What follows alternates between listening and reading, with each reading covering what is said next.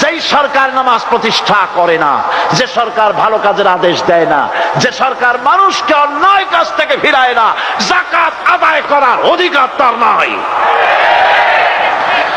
সুতরাং এমন এক সময় আসবে যখন আবার আমাদের জন্য সুখ শান্তি ফিরে আসবে।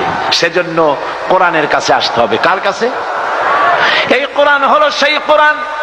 আমার নবী বলেছেন, মান ক্বালা বিহি সাদাকা।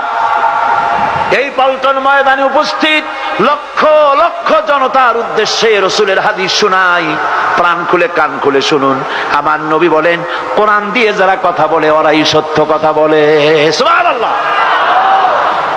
আপনার নেতা বক্তৃতা করতে আসে, না আছে কোরআন, না আছে হাদিস, সব নিজেদের মন গড়া কথা, ঠিক কিনা?